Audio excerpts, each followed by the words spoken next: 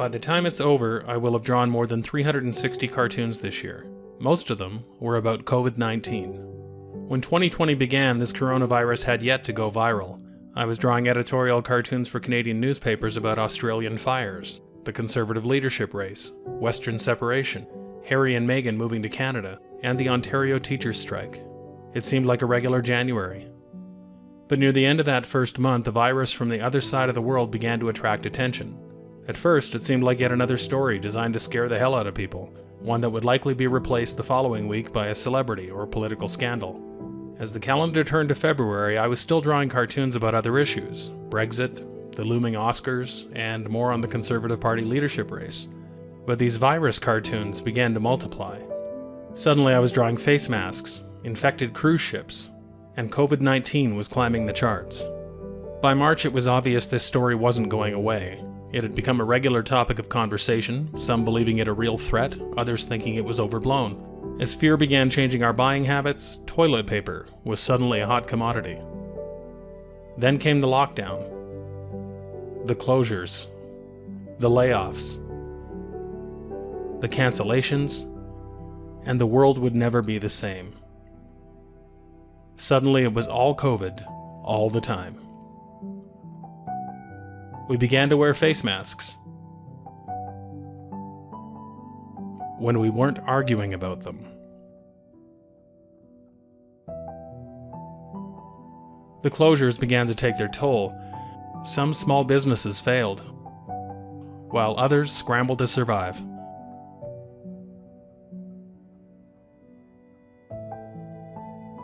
We all started to go a little crazy with the isolation.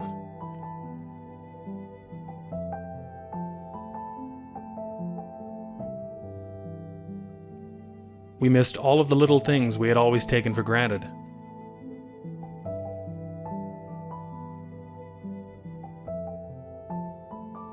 And we did what we always do when we're frightened and uncertain. We turned on each other.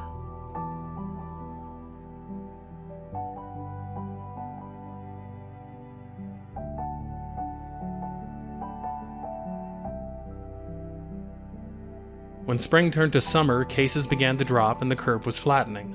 We gathered in groups and it seemed like we'd be okay. We thought we might have seen the worst of it. We were cautioned against complacency, told to remain on guard, but we seemed to be adapting to a new kind of normal. 2020 was irreparably damaged, and with nervous laughter we wondered what else it might have in store. The world kept turning, other events came and went, none of which made the situation better.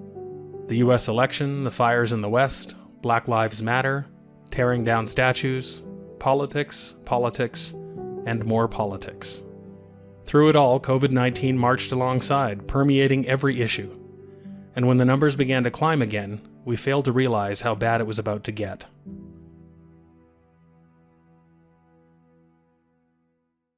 Along came the second wave. More cancellations, lockdowns, mandatory mask orders, and the numbers went up. More division, more fear, and more anger, most of it directed at our friends and neighbors. They canceled Remembrance Day. They canceled Thanksgiving. And they canceled Halloween. We grew more tired, depressed, and when we wondered how much more we could take, they canceled Christmas.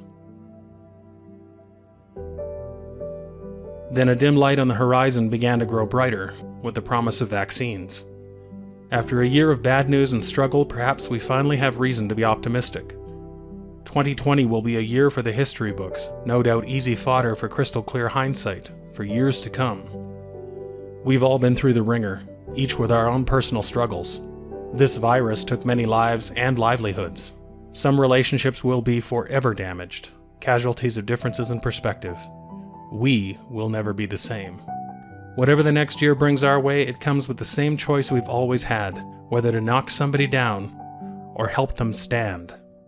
Cry your tears for the year that could have been, but look ahead to a better one coming. For what it's worth, and with fingers crossed, Happy New Year.